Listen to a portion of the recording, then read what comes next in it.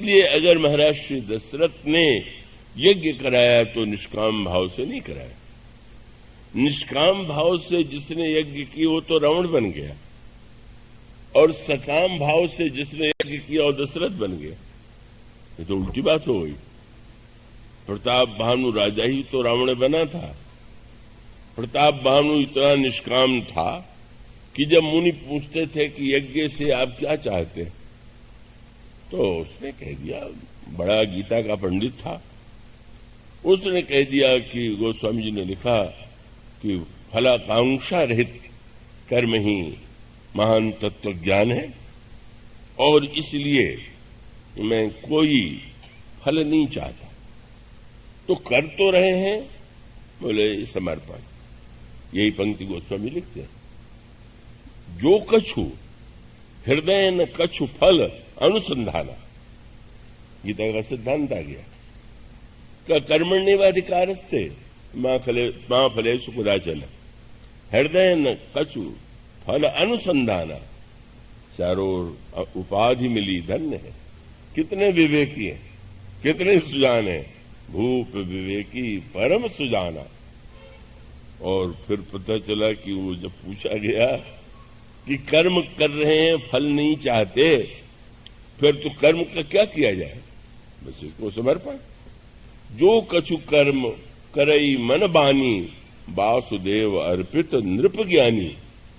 ज्ञानी की उपाधि मिल गई, सुजान की उपाधि मिल गई, विवेकी की उपाधि मिल गई, पर कुछ न ज्ञानी थे, न सुजान थे, न फलाकांक्षा रहित थे। समाज में उपाधि पाने के लिए प्रदर्शन था, और एकांत में कपट मुनि से मिले और पूछ दिया कि कुछ चाहते हैं।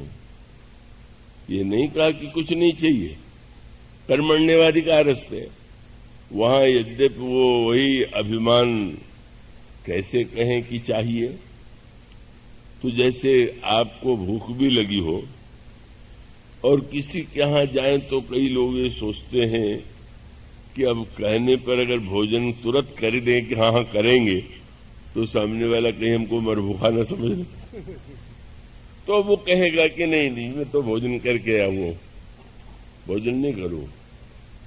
अब सामने वाला 2-4 बार अगर कहने वाला मिल गया, तो वो ये कहे बिना नहीं रहता कि अब यद्यप भूख तो नहीं है, करके भी आया हूं, पर आपका आग्रह कैसे टालूं, इसलिए मैं भोजन कर लेता हूं।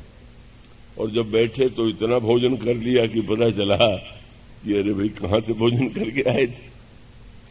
कह रहे थे मुझे कुछ नहीं चाहिए, वही अकड़ अब भी है।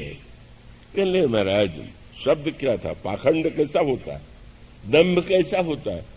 जब कपट मुनि ने कहा मैं तुम पर प्रसन्न हूं, जो मांगना हो मांग लो, तो तुरंत कहा महाराज मेरे जीवन में जहां तक है, चारि पदार्थ करतल मोरे। ये भाषा सुनिए, कहते हैं चारों फल जो हैं मेरे मुट्ठी में। अर्थ धर्म ही नहीं, काम और मोक्ष भी। ये है मोक्ष का फल जिन्होंने पा लिया है, धर्म पा लिया है।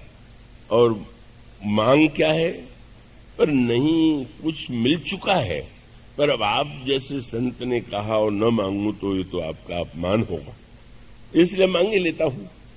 अच्छा मांगिए तो। और जो मांग की सूची सामने आई तो कपट मुनि था, हंसने लगा।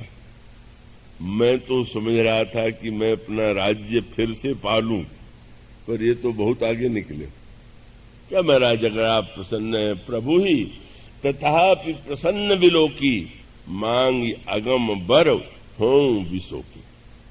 मैं अगम बर मांग करके शोक रहित हूं, और क्या है, कृपा करिए मैं कभी बूढ़ा न हूं, कभी न मरूं, 100 कल्प तक मेरा राज्य रहे, कोई मुझे हरा न सके।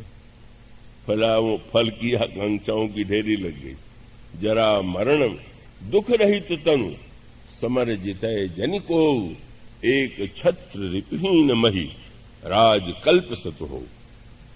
मानो आप उस कक्षा की बात कहिए जिस कक्षा के आप विद्यार्थी, आप उससे आगे मत कहिए जिस कक्षा के आप विद्यार्थी नहीं। आप वो उत्तर देंगे तो आपका केवल एक तोता टंत उत्तर होगा, उसका संबंध आपके हृदय से नहीं होगा।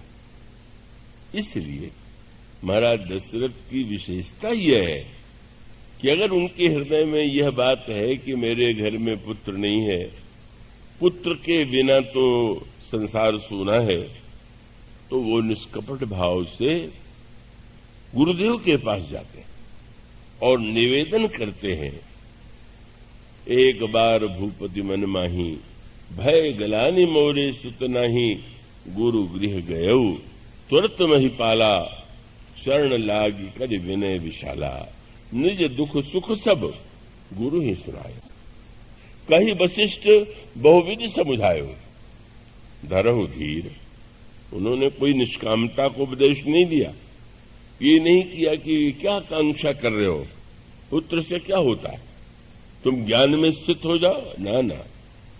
धरहु धीर, हुई है सुतचारी, तुम्हारे 4 पुत्र होंगे, त्रिभुवन विदित, संसार में प्रसिद्ध होंगे, भगत भय हारी, भक्तों का भय दूर करने वाले होंगे, पर उसके लिए तुम्हें यज्ञ करना होगा, श्रृंगी ऋषि को बुलाना होगा, उनके आचार्यत्व में यज्ञ होगा, तुम्हारी कामना पूरी होगी। यही है ठीक पद्धति। यही आज की सबसे बड़ी समस्या ये है कि ऊंची बातों को सुनते सुनते हम छोटी बातों को भूल जाते हैं।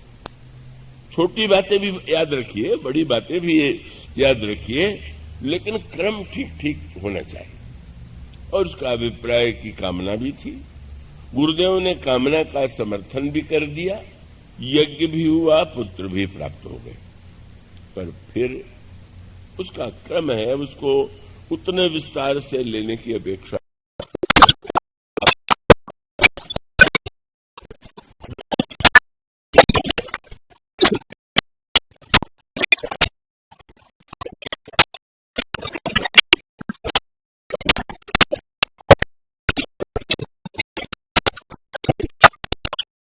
भगवान राम ने लक्ष्मण ने की, और तीसरा यज्ञ तब जनक का विश्वामित्र ने कहा, धनुष यज्ञ सुन रख कुलनाथ, ये समर्पण यज्ञ, निष्काम यज्ञ, सकाम यज्ञ और समर्पण यज्ञ।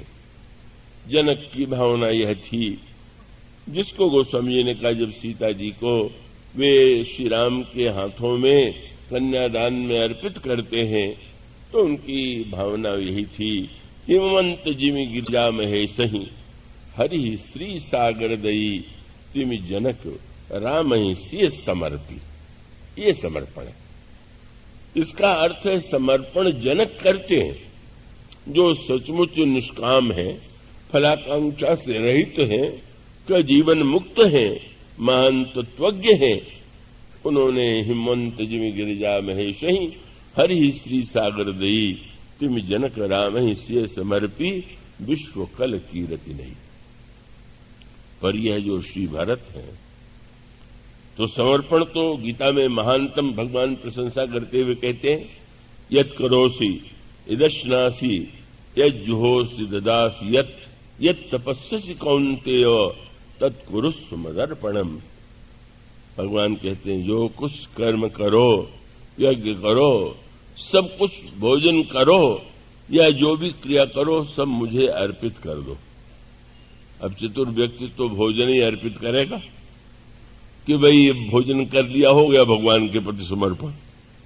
समर्पण का अर्थ है प्रत्येक जो क्रिया है वो सब के सब भगवान के प्रति ही समर्पित है।